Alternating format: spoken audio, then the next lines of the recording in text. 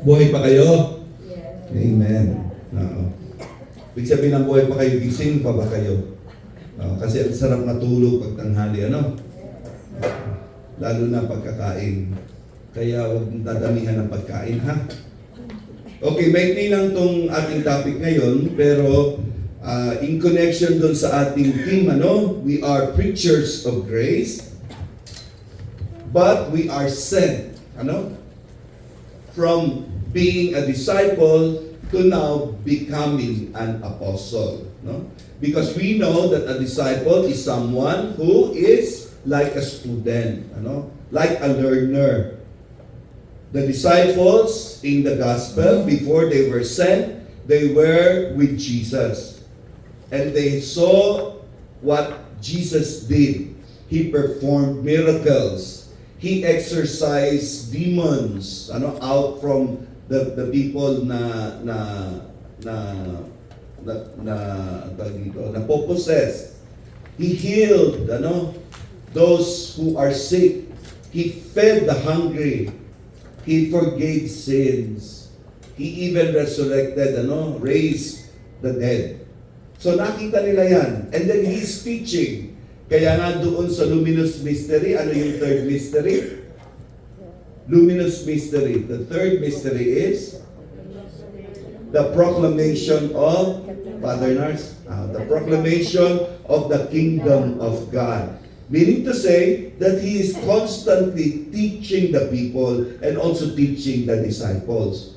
So pagka ang teacher nagtuturo sa inyo, kayong estudyante, siya ang maestro o maestra. Tama ba? So ang relationship is someone who is teaching and there are someone who are learning. So a disciple is someone who learns. Pero after noon, ng learning na yon, para saan ba ang learning natin? Why do we go to school? So that afterwards, we will be able to proceed with our life. Di ba? Magagawa natin yung mga gusto nating gawin para sa society, para sa pamilya natin, at isa lahat para sa Diyos. Oh, and then we are being sent now as an apostle. Kaya yung word na apostle, ibig sabihin nun, the one who is sent. Pag sinabing sent, pinadala, inihayo. Parang ganyan, may mga kamag-anak kayo sa Pilipinas, nagpapadala kayo ng pera. Padala yun, ano? Padala. Ngayon, tayo, ipinahinahayo tayo. We are being sent. Kaya sa misa, napaka-importante talaga, go!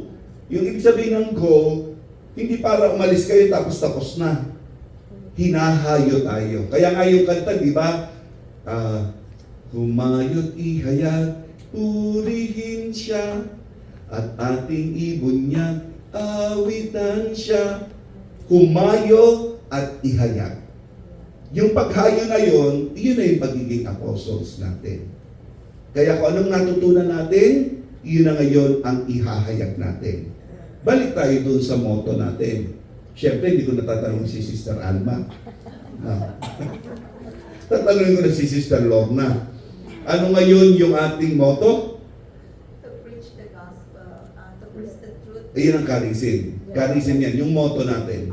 Hindi ba marami? 3 o 4. Ano yung Prayer. to praise, to preach, hindi, yung isa, yung to contemplate and share the fruits of our contemplation. Yun. Pag tayo'y humayo na, ang ihayag natin kung ano yung natutunan natin. Kung ano yung naging bunga ng pag-aaral natin. Tama ba? Eto, nag-retreat kayo ng 1 linggo. Ng 4 days, at least 4 days. Marami kayong naririnig, ano? Yung preaching, preachers of grace, tapos to contemplate and share the fruits of your contemplation. Ang katisim natin is to preach the word or the gospel for the salvation of souls. Iyan ngayon ang ihahayag nyo pagka kayo lumabas na. Nakita mo si kumari mo, uy, Mari, halika dito. Meron akong share sa'yo. Uy, ano yun, Mari? Alam mo ba si Mita? Ay, hindi yun, ha? Ganun. Hindi yun natutunan. Ay, naku, kami nagkaroon ng retreat. Ng mga lay Dominicans. Ay, sayang nga kasi hindi ko na kompleto. Dahil sa hapon lang ako po pwede. Sayang kasi yung schedule ko dati, Eh dapat last week ng January, eh binago ng pari na yan. Yung pari na yun yung maintindihan, bigla nilang binago, naging first week tuloy ng February. Eh naka-ready na ako umattend ng last week ng January. So, pero ito yung natutunan ko. Yun ang share mo. Mahal pala tayo ng Diyos. Sa kabila ng lahat, nagkakasala tayo, naging madumi tayo, nadapa tayo. Pag lumapit tayo sa Kanya, patatawarin pa rin niya tayo. Ay, alam mo ba, mapagbigay pala ang Diyos.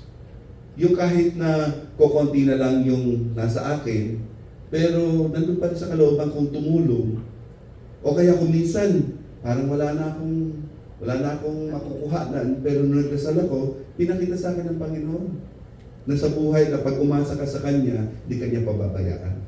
Kaya kita mo dati, naghihirap ako, o ngayon, ang yaman-yaman ko na. Oh. Dati, ang pangit-pangit ang mukha ko kasi hindi ako nagpapatawad. O kita mo ngayon, di ba, ang ganda-ganda ko na. O, kasi nga, nag-Vicky Bello ka. Kasi nga kung ano pinapapahid-pahid ka dyan sa mukha mo. Chinchansu, no? Uso pa may chinchansu. Hindi na, no? Pero nung araw, effective na effective, di ba? Ako, nag-chinchansu ako oo, kasi nga yung nanay ko, kasi matagyawat yung tatay ko. O sunod tayo na rin, kaya mag-chinchansu ka. O, chinchansu naman kami. Tapos alam mo yung sa gabi, yung kintab na kintab yung mukha mo. Tapos pag-gising mo, totoo, kuminis ang mukha. Oo, pero hindi yung nagpapogi sa akin. Natural na. Wala eh. Ay, naka-record pala ako. Ako po yung nagbibiro lang, ako po yung mapagbiro. Ano? So, ang isa-share natin, nagtatagal ako, show me, puhis. Okay. What we are going to share because we are now being sent. No? Sabi, go and preach. So we will go and we will preach. And when we are preaching, we are not preaching for our own sake. We are not preaching ours. Wala naman tayo eh. Ano ba i-preach natin? What we preach, if it is really from our end, what we're going to preach, yung pride natin. No? Yung kayabangan natin, yung i-preach natin. Yung Birkins na bag mo, yung i-preach mo. Yung achievements, hindi na i-preach natin. I-preach natin si Jesus Christ. How the Lord touched our life and how the Lord changed and transformed us. From eto, makasalanan ako, ngayon, nagsusumikap na makasunod sa kalooban niya. Napatawad niya kasi ako eh. Alam niyo, the mere fact that we are forgiven, we are given another opportunity to start all over again. Because life is beautiful. And life is worth living for, hindi katapusan ng mundo. Ako ang prinsipyo ko sa ganyan, sa mga sitwasyon, nilalapit sa akin. Even it's from among my family, or a friend, or somebody whom I know. No? Lalapit, tapos sabi ganyan. Sabi ko, hindi katapusan ng mundo. Kahit na yung alam mo yung mabigat, at the end of the day, hindi katapusan ng mundo. Why? Because we have a God who will give us one opportunity to another opportunity and another opportunity. Kaya our God is not a God of second chances. Kasi sinasabi nila, di ba? Our God is a God of second chance. Pero sa akin, our God is a God of chances. Hindi lang second, hindi lang third, multiple, endless.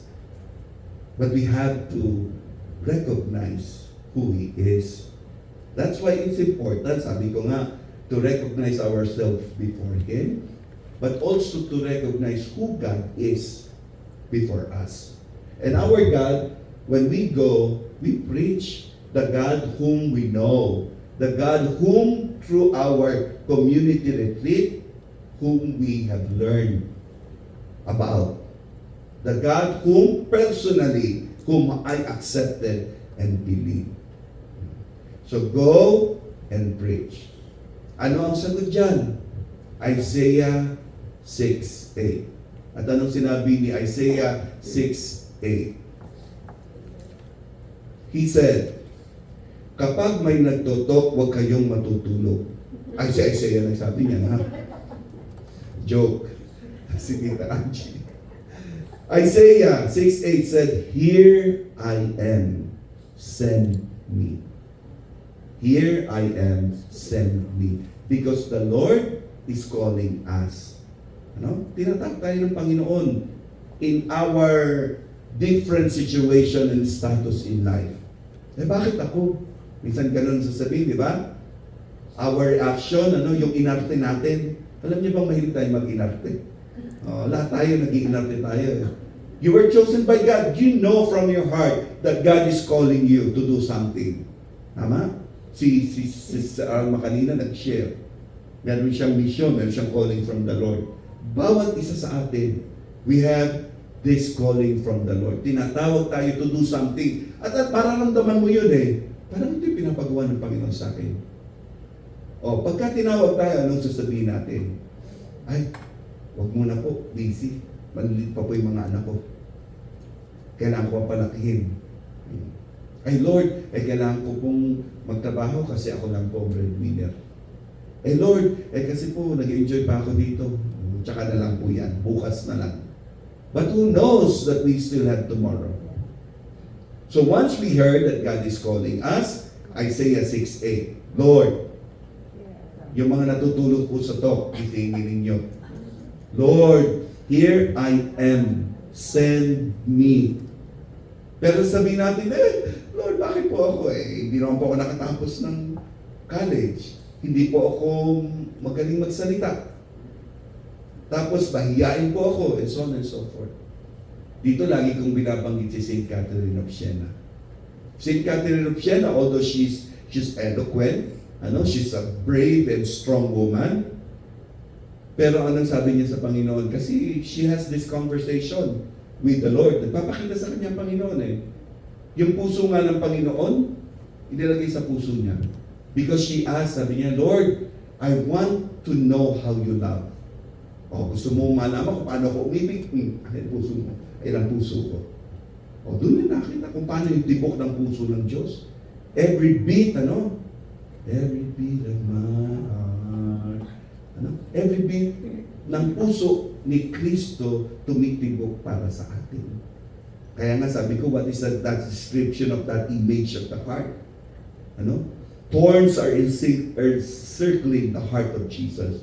And that thorn creates wounds, and pain, and His suffering. Pero it keeps on throbbing. It keeps on pumping. Bakit? Mahal niya tayo. Tapos may apoy, nag-aapoy sa pagmamahal. Burning with love. Yun kahit nasasaktan, nagmamahal. Tayo, nasaktan. Diba? Nagmahal muna, tapos nasaktan. Tapos anong mangyayari? Umiyak. Diba? Pagkatapos umiyak, nagmahal ulit ng parehong tao. Tapos anong nangyayari? Nasaktan na naman. Tapos anong susunod? Mas lalong umiyak. Pagkatapos ulit ng umiyak, nagmahal na naman. Isang tao pa rin ba? Tapos lalapit kayo, bakit po ganun? Babatukan ko, magising ka. Hindi ka pa nagising sa katotohanan, hindi ka niyan mahal. Paano po, Father, kasal na po kami. Ay, yun lang. Saan magkagawa to? Magmahal ka na, mahalin mo siya. Yun naman ang tawag sa atin, mahalin ang mga hindi ka mahal-mahal. Kasi pag binalang natin yung mahal tayo, ano yung bunga nito? Ano yung reward? Wala. Pero pag nagmahal tayo ng mga taong hindi ka mahal-mahal, ayun, may bunga yun. At ang reward doon, makakapasok tayo sa kalangitan. Ayun. So, go and preach when the Lord is calling us, no matter what. Sabi ni St. Catherine, Lord, I am not worthy. Hindi ako karapat-dapat. The Lord answered, I know. Yes, you are not worthy. But the Lord said, but I am worthy. So you see, kahit na sabihin mo, hindi ka nakatapos, hindi ka magaling magsalita, mahiyain ka, hindi ka nga worthy. And whenever God calls us, He did not call us because we are qualified. He called us so that He can qualify us. Alam mo yun? wala kang, dito, hindi ka nakapasa sa mga qualification ng Panginoon. Hindi tayo qualified para paglingkuran siya. Pero tinawag niya tayo para maging qualified. So, ibig sabihin, our qualifications are coming from God. He qualified us. At yun yung importante. Yun ang panghawakan natin. So, don't be afraid. Ano? When the Lord called us, our answer should be, here I am, Lord, send me. So, yung prayer natin, yung study natin, yung community natin, tsaka yung apostolate, ano ang tawag dito sa apat na to? What do you call this for? These are the pillars. Ano? Pillars of our life. The order was founded from the beginning for preaching and the salvation of souls. Who is our model preacher? It is the Blessed Virgin Mary. No?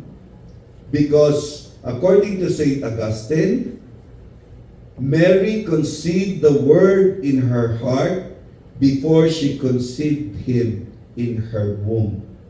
And what does it mean?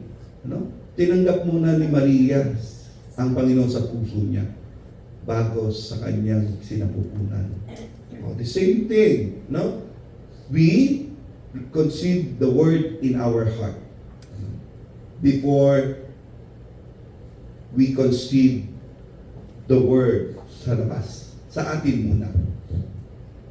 What is the rule of life for evangelization? Evangelization does not begin with strategy.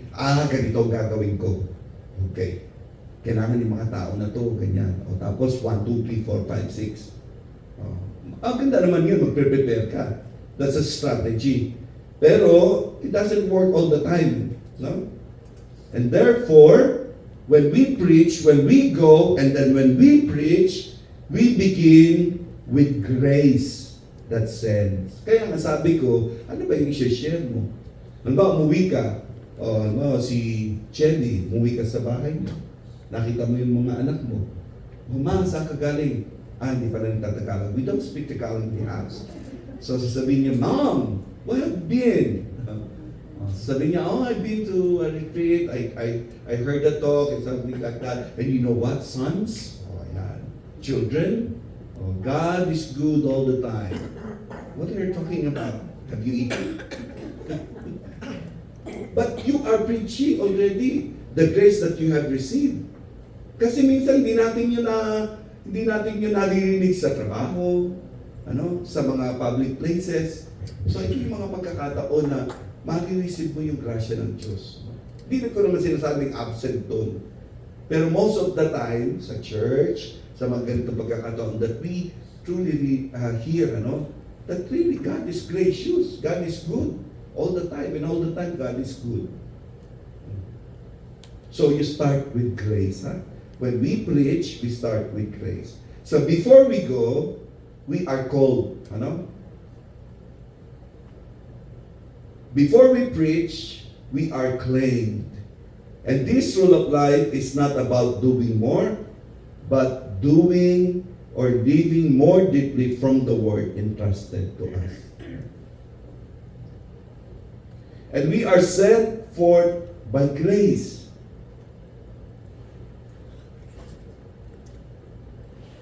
To live sent forth by grace means allowing God to purify our motives. Importante ito, ha? Gusto mong gawin ng isang bagay. I want to teach. I want to preach. I want to help. I want to donate. I want to go to an orphanage to give something. I want to do this for the Lord. O doon sa presidium namin, ito ang plano ko para ito yung magiging direction. O sa simbahan, itong suggestion ko. Marami tayong gustong gawin. Pero allow God to fortify it. Allow God to purify our motives. So laging ganun ang dasal. Kasi sometimes our desire is not the desire of God. So dapat ang dasal natin lagi, Lord,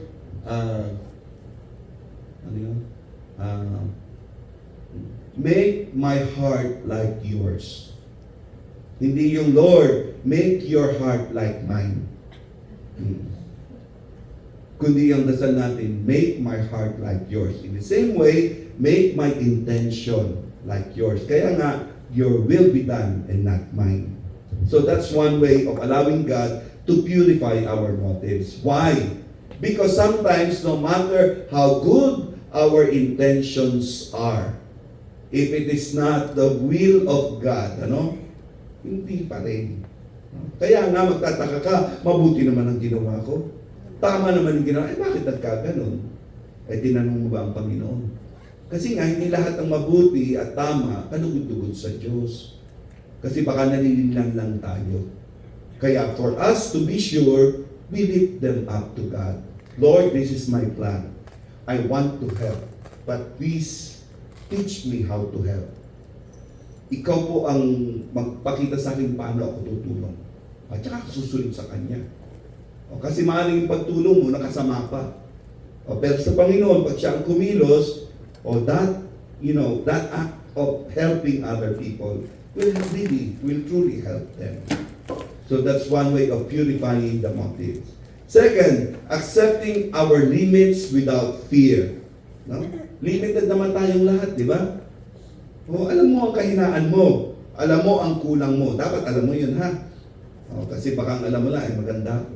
Mayaman ako. College graduate ako. Yung mister ko, kilala. Maganda yung bahay ko. Baka ganun lang. Dapat alam mo ang limits mo. Pero kasi sometimes our limits push us, to not to go. Kasi nga natatakot. Kasi hanggang grade 12 lang ako. Tapos ang mga kakausapin ko, mga professionals, mga doctors, itong mga professionals na to. So, yan, mahihiya ka. You accept your limit. Pero, dapat walang takot. Kasi bakit? God will supply our needs. Di ba sabi niya, when you speak, it's not you who are speaking, but it is the Spirit of God talking and speaking before you, on behalf of you. Pangatlo, trusting that God sends the willing and not the perfect. Okay? Kasi pag perfect ka, hindi ka naman papadala ni Lord. Di ba anong sabi niya? I come for the sick and not for the well. For the healthy. The same manner, ang pinapadala ng Panginoon, those who are willing. Are you willing to be sent by God? Are you willing to do this for the glory of God? If you are willing, even if you have so many limitations, God will provide for you. So every act of preaching, spoken or silent, those are all responses to His grace. Yeah. So practical commitments of a preacher's life. Paano ba kayo mabubuhay bilang mga preachers? Kasi go and preach. You are sent and you are preachers. Una, prayer. And how do you pray? You listen first before you speak. No? Listen first before you speak. Pangalawa, yung rule dito sa prayer, I will guard daily moments of prayer so the word may shape my heart before it reaches my lips. Dapat, meron kayong discipline na magdadasal kayo personally. Magdadasal naman po ako, Father. Yung mga ganun, hindi mo nakikinig, nagsasalita na kagad. So po, magdadasal po kayo, magkaroon kayo ng gusto. Nagdadasal naman po ako, Father. Hindi nang ibig ko sabihin, tumahimik ka muna. Pag bisan gusto kong gano'n, tumahimik ka muna. Hindi mo nakuha yung gusto ko sabihin. Oo nga, nagdadasal ka. Saan ka nagdadasal? Meron po kami Legion of Mary. Oo nga, pero iba yung dasal na personal. Alam mo yun? Yung uupo ka sa isang lugar, sa garden mo, halimbawa, uupo ka dun. Tapos magdinilay ka, kakusapin mo ang Panginoon. Tapos bigla kang papalakpak kasi may lamok. Yung personal prayer, magkaroon kayo ng ganong discipline. Kung nagdadasal kayo ng rosaryo, kailangan personal. Iba yung dasal ng common, ano? Iba rin yung dasal ng ginagawa nating morning prayer, evening prayer. Pero magkaroon kayo ng personal relationship or communication with God. I-set nyo yun. Kaya nga sabi ko, start your day with prayer and gratitude. That's one way. Kasi pagising mo, pag inopen mo yung bibig mo, kaya nga, Lord, open my lips, and my mouth shall declare your praise. Dapat ang unang lumalabas sa bibig natin, pagpupuli sa Diyos. Hindi yung, hello, Mare. Ay, anong latest? Ha? Talaga? O, di ba? O kaya naman, hingin na naman kayo.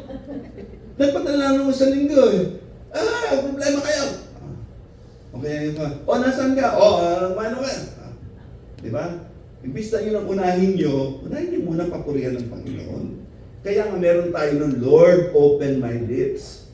Ibig lang sabihin nun, bubuksan mo talaga ng Panginoon ang bibig natin kasi nakasarado. We are asking the Lord to bless our lips so that whatever will come out from that lips are to praise Him and to glorify Him. Yun ang rule, ano? I will guard daily moments of prayer so the word may shape my heart before it reaches my lips. Alam mo, isang maganda, mag-allow ka ng 10 minutes. You open the Bible. Huwag naman, oops, ito sinasabi sa akin ng Panginoon. Sabi niya, huwag kang lalabas kasi masasagasaan ka. Kahit hindi ka nalalabas. Hindi gano'n ha.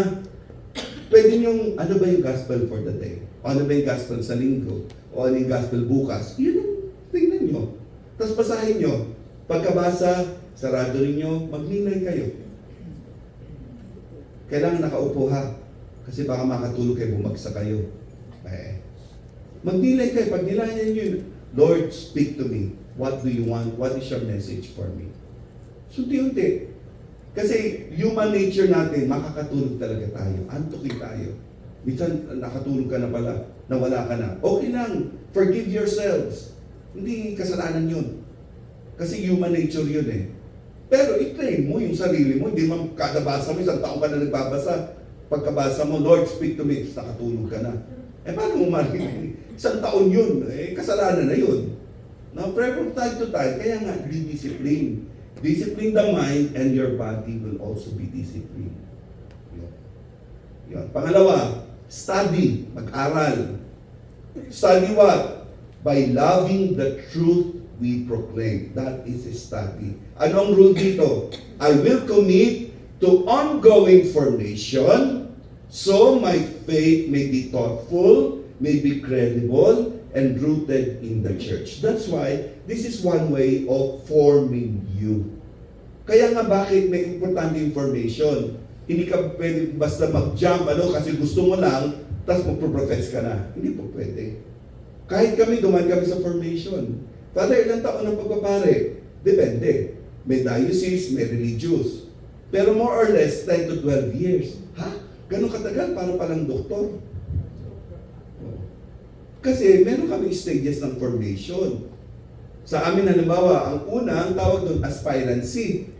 Na parang nag-aspire ka pa lang, gusto ko. Nandun ka. Tapos postulant ka na. So, ibig sabihin, nag-decide ako, susubukan ko. Postulant. Pag nakapasa ka, papasok ka na ng novitiate. Isang taon. Sa amin yan, ha? Pagkatapos mong novitiate, nakapasa ka, mag-profess ka na, simple profession. Pero pagkatapos ng simple profession na yun, mag-aaral ka na ng philosophy, tutuloy mo na yun. 4 na taon, 3 taon. Pagkatapos noon, mag-final vows ka na. Pero mag-aaral ka na rin ng theology. Pagka nakatapos ka ng theology, nakapasa ka, depende sa obispo mo o sa superior mo, i-ordain ka ng deacon. Sa 6 months to 1 year after noon, i-ordain ka ng pare. Ganun ang stages. Ng formation. So, ganun din sa inyo. Kaya, importante yung bawat stage ng formation. Commitment yan. Kaya dapat magkukommit tayo. Kayo, siyempre, hindi naman kayo katulad namin dahil kayo nga ay may sarili-sariling trabaho. May sarili-sariling kayong pamilya. So, hindi pa pwedeng nandun kayo katulad namin na dire-diretso. So, what they are asking, anong pinaprepare ng mga spiritual director and directors nyo? At least once a month, we gather for a meeting. And when we meet, of course, we are talking about the agenda regarding our group.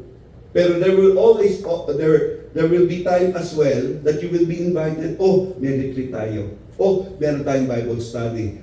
Meron tayong pag-uusapan tungkol sa Dominican way of life. Formation ang tawag dyan. So, yun ang study. Kaya nga, I'm inviting you, ha? Huwag na kayong, wala nang tatamad-tamad, ha? Ako na nag-aalok, Yung pang minsan, sabi ko, sinasayang ng mga tao yung mga pagkakataon. Alam nyo, syempre hindi pa.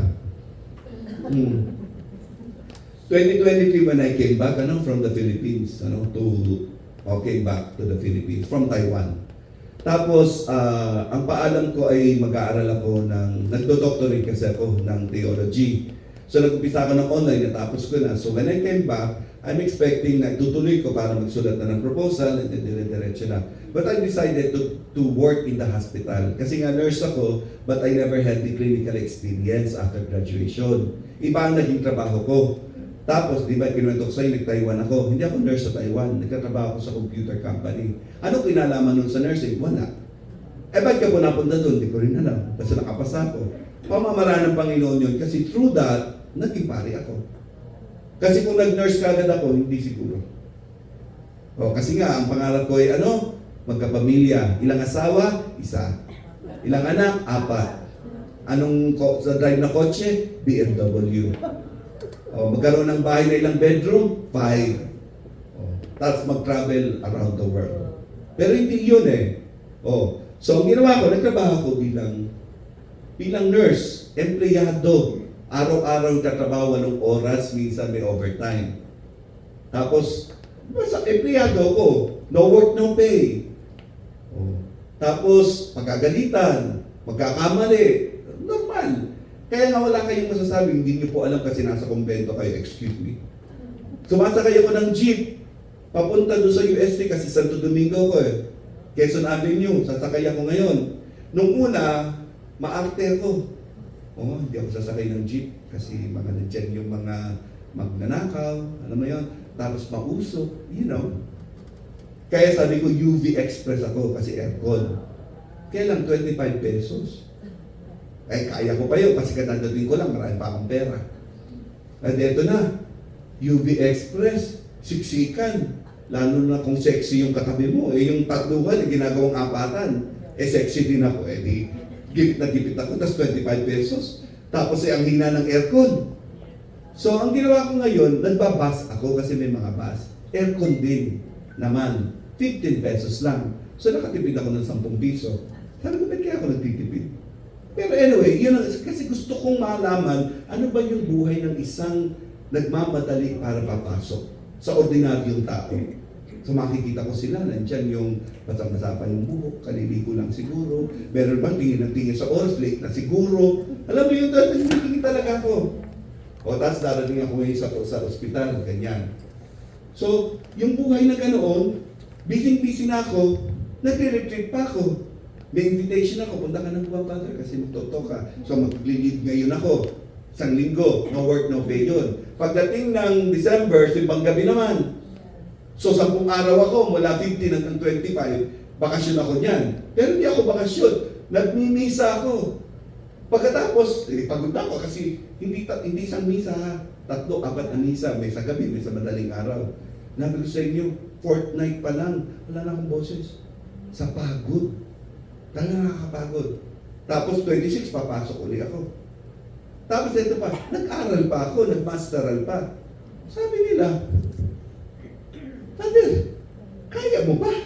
Sabi, ano ba ang nangyayari sa'yo? Sabi ko, ewan ko ba, hindi ko rin alam Ba't pinapatay ko yung sarili ko sa kamisiyan? Pero ito yun sa akin. Sa totohanan lang, nakakapagod. Pero what I have learned, opportunity kasi. Sabi ko sa Panginoon, kaya ko pa mag-aral. At gusto kong nag-aaral. Sabi ko, i-grab ko yung opportunity na to. Kasi, benefits yun ng pagiging regular. Na pwede ka mag-masteral, ang babayaran mo lang miscellaneous, libre ka na sa tuition fee. So, ginab ko yun. Kasi nakita ko rin, teka muna, June ako, August ako pumasok, tapos Pasko na, tapos 2024 na. Tapos June na naman, tapos ayun, ay sabi ko, ang bilis ng oras. Pag mag-aaral ako, kita mo, matatapos ako in 2 years. O kita mo ngayon, magsusulat na ako. Dahil natapos ko na lahat. Tapos ito pa, full load. Eh di ba yung nagtatrabaho, isang unit lang, ano, ganyan lang, 2 subjects. Ako full load. Eh, mayabang nga eh. Hindi, sabi ko, kaya ko naman. Mahirap lang, pero kaya ko naman. Ayan, natapos ko. Sabi sa akin nung secretary ng graduate school, Father, as if you're not very busy. Sabi ko, eh, kasi natatawa kasi, ilang units po, Father? Full load po. Oh, Father, hindi ka busy, ha? O tapos, in between, may mga talks pa ako, may retreat pa ako, may... So, paano ko yung namamanage? May enthusiasm kasi ako. Yun, no? Because I am committed to ongoing formation. Hindi porke pari na ako, o sila sister, religious sisters na nakapag-perpetual na sila. Tapos na ang formation, no? Kaya nga, ongoing formation. Habang buhay tayo, we are being formed. And what does it mean? We learn, continuously learning. Kasi if we are going to preach, we need to study. And that is continuing for me, continuous for me, ongoing. Ano? Kayo na-absent ha. Pagka may mga formation, nandito dapat kayo. No? Of course, may mga case-to-case basis, ay hindi yun issue, hindi yun big deal. Ano? Pero as much as possible, pag nag-usap, kailangan magkasundo. Pag sinabi nyo, nag-usap kayo, nag-set ng ganito, hindi po ako pwede. Ay, wala na ibang kuhan. Eh, wala tayong magagawa, hindi siya pwede. It should not be used against you. Dahil hindi mo naman sinasadya o hindi mo naman gustong hindi pupunta. Next, community. Ano naman dito? Credibility through our communion. Mapagpasensya ba tayo? Are we humble whenever we are corrected? Are we charitable whenever there is a disagreement? Ang rule dito, I will choose fidelity to my fraternity, knowing that communion itself is evangelization. Even if I don't go out, the mere fact that I am involved in this group and we are united, we are having this communion, that's already evangelization. Kasi bakit? Eh, di ba tayo din naman minsan kakagalit. O, natuto ko ngayong magpatawad, natuto ko maging humble, natuto ko maging charitable. O, that's already preaching, evangelization. And last, apostolate. And what is that? Bringing the word into the world. Sa pamilya nyo, workplaces, sa parishes, sa civic life. And what do you preach? You preach your presence. No? Yung presence, napaka-importante. Hanggang nagsasalita ako dito, wala akong audience. O, di, ano yun? Nagre-record. O, di ba? Kahit walang audience, nagre-record. Pero iba yung presence, di ba? Sa patay, di ba? Pag dumadalaw tayo, nagkipag-chismisan ba tayo sa namatayan? Uy, Mare, alam mo yung latest? Eh, nagluluksa, tapos magkakipag-chismisan. O, tapos, ano, marami ka bang sinasabi? Hindi ba? Condolence, nakikirami. Ganun lang dapat. Yung presence mo, enough na. Kasi kung kayo namatayan, ayoko marinig yung, ay alam mo ba, nung tatay ko'y namatay, eh tatay mo yun. Naka-move on ka na, eh ako ngayon nag-grieve, eh huwag mo akong, I don't like your story. Mainis pa ngayon sa'yo. Di ba? You don't talk too much. Magsalita ka lang ng few words. Because what is important are not the words. What is important is your presence. Kasi yun lang, di ba? Yung may pupunta sa'yo, tapos magbe-vent out lang. Di ba? Wala kang sasabihin, hindi mo advice, makikinig ka lang sa kanya. Tapos may iyak sa'yo. O pagkatapos nun, ako ganun eh. Nandun lang ako. Tapos pagkatapos siya, sabi ko, ano, tapos ka na? Sabi niya, yes po. Next time, huwag mo akong pupuntahan, buwisit ka. Puro negative yung ako ngayon ang mabigat ang kalooban. Magaan ka ng kalooban mo, nasa akin lahat napunta. Buwisit ka. Umiyak ka pa, nabasa pa tuloy ito, eh ako pupunta pa sa simbahan. No, I'm just kidding. Because presence is important, ano? We don't have to talk a lot. A few words are enough, your presence. So when we preach, ano, tinitingnan ng mga anak niyo. Ito yung experience ng marami na kinukwento sa akin. Sabi niya, Mom, Dad, are you not always in the church? Sabi niya, yeah. You're serving and yet you're always fighting. You are serving and you are praying. You have this Legion of Mary and you're praying the rosary. You cannot forget. Nakikita ng mga anak niya. Kung siya nasa buhay ba natin natututunan natin. That is why organizations in the church are not social organizations. Hindi lang para magkita-kita, para kumain, magchismisan at magkaraoke. Nagkaraoke na ba tayo dito? How I wish. Pero hindi po pwede dahil hindi ito social organization. So yun, ano? Presence. Living the word, ano? Sinasabuhay pa natin. Sa workplaces, ganun din. Di ba? Makikita din nila. Minsan may mga born again Christians, may mga ibang religion. Tapos makikita sa atin, I thought you're Christian. I thought you're Catholic. Bakit ganyan ang buhay mo? Di ba nakakahiya? Oh. Mas maganda naman, okay. Yeah, because she's a Christian or he's Catholic. That's why he has this value, he has this good decision making. Sa parishes, ganun din ano. Sa parishes, numero unong kwan yan. Yung lugar, hindi ko maintindihan minsan. I don't know, lumaki kasi ako na, yun nga, may turon ba ngayon? Kasi nga yung turon, lagi ang motivation ko. Pero my mom would attend minsan yung parish meeting. Nandiyan na yung chismisan. Nandiyan na yung kagalitan. No? Doon nag-uumpisa. Tapos pare-pareho naglilingkod. Tapos pagka sinabing, okay, let's pray the rosary, malakat naman, nakaluhod. Maglalabas ng rosaryo. Magdadasal, kung pipicturean ko, i-video ko, naku, parang mga banal. Pero kagagalit lang, chismisan lang yung isa. Anyway, yun yung sa apostolate natin. Especially sa inyo pala, ha? Apostolate yun, yung presence. Sinasabuhay niyo ba yung natututunan niyo? Okay? So Isaiah 6:8, Lord, here I am, send me. And then our prayer, our study, our apostolate. And Mary is our model of preacher because she is the one who received the word of God first in her heart before she received it in her womb. And then we are sent to preach grace in daily life. Okay? So, with this, I end this topic, ating retreat ng topic na to because tomorrow will be the culmination of our activity, yung profession. So, we have Mass tomorrow and then we will have the profession, the receiving of the scapular and receiving from another stage. So, yun. I hope, from nag-umpisa tayo sa preacher, we are preachers of grace. Now, we are being sent. Go and preach. Kasi may natutunan na tayo.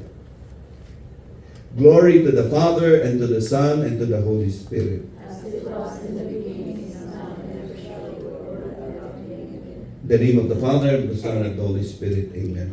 I will send this, to